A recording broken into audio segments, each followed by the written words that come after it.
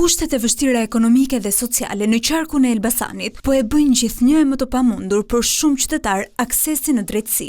Të ardhurat e ulta ose minimale i detyrojnë ata të kërkojnë alternativa falas pasi përballimi i kostove të një procesi gjyqësor mbetet i paarritshëm. Të dhënat nga Qendra e Shërbimit të Ndihmës Juridike Parsorë tregojnë një rritje të ndjeshme të rasteve të trajtuara. Gjatë vitit 2025 janë regjistruar rreth 285 raste për ndihmë juridike falas ose 58 qytetar më shumë krahasuar me një vit më parë.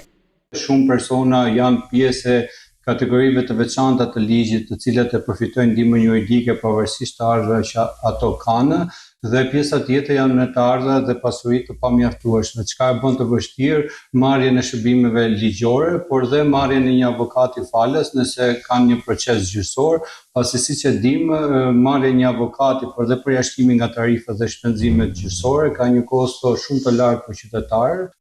Minimumi një proces gjyqësor që ka dhe një ekspert të fushës është 1.000 euro. Sipas specialistëve, qytetarët drejtohen qendrës për çështje si divorci, ndarja e pasurisë apo edhe shërbime të thjeshta ligjore. Qytetarët drejtohen pranë qendrës, qoftë për një këshillim ligjor, ndihmë në përpilimin e një shkresë ankese drejtuar një institucioni të ndryshëm të administratës shtetërore, për çështjet e pronësisë, zgjedhjet e martesës, pjesëtimi i pasurisë, qoftë dhe për shërbimet e e-Albanias, pasi shumë qytetarë nuk kanë të mundur aksesimin në e-Albania dhe për këtë gjë ndihmohen falas nga ana jonë.